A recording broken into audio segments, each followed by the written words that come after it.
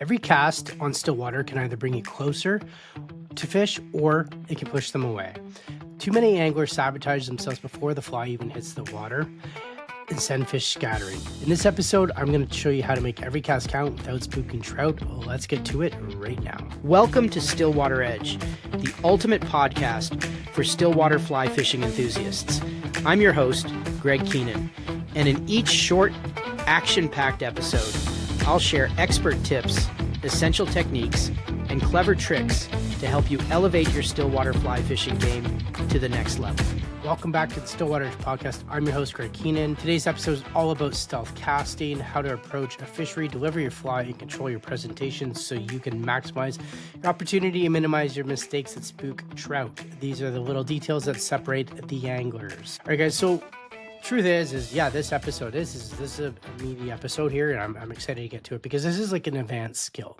This is a totally advanced Stillwater skill, and this is also a skill for when you're trophy hunting, when you're going after those trophy trout, and they are smart and they are spooky and skitty, and they will just dart right away. So these are a few tips that I employ to go after those trophy trout to make sure that I'm always on. And you know what? It doesn't matter if it's Stillwaters or if it's like river fishing for those trophy trout, and because a lot of the tactics are the same and how we approach it. So keep that in mind. The first thing is again, and I remember actually talking to, when I owned the Fly Fishing Insider podcast before I sold that, I remember talking to a guy from New Zealand. Oh, I forget his name.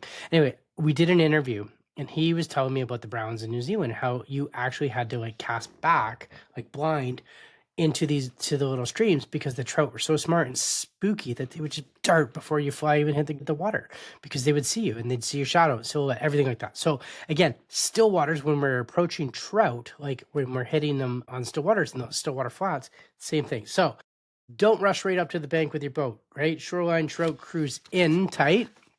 So you need to keep a low profile, right? Any sudden movements, you need to watch the water before casting as well. Watch where's the fish going. If you see a fin, if you see a rise, if you see anything, just watch the water. Like, you're reading the water. Like, think about the flats when we're looking for permit. We're looking for tails up. You're reading the water, right? So if you're in a float tube, right, or a boat, you need to slow down before you even come close to that productive zone.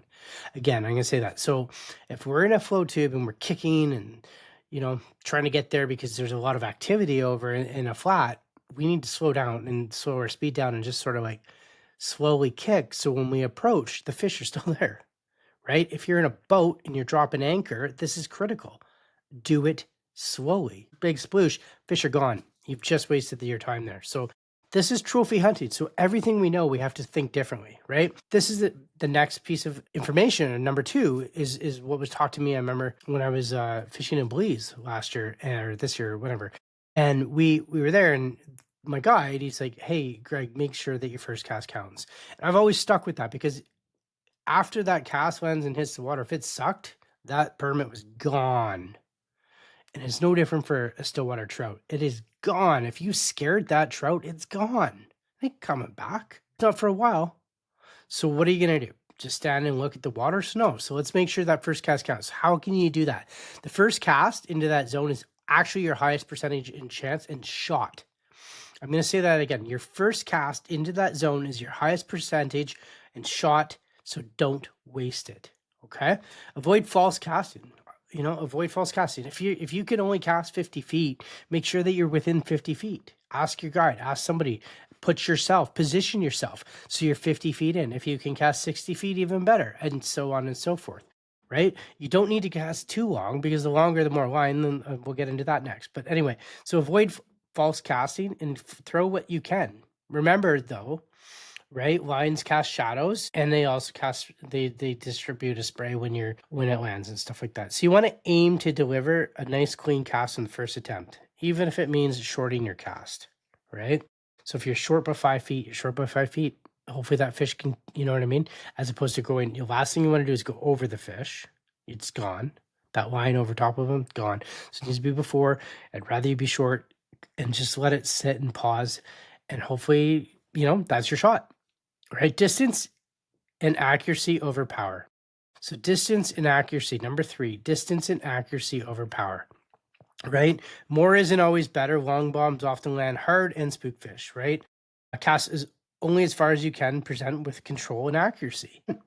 If you're a master at casting 40, 50 feet and it's spot on, you can put a fly in a tin can.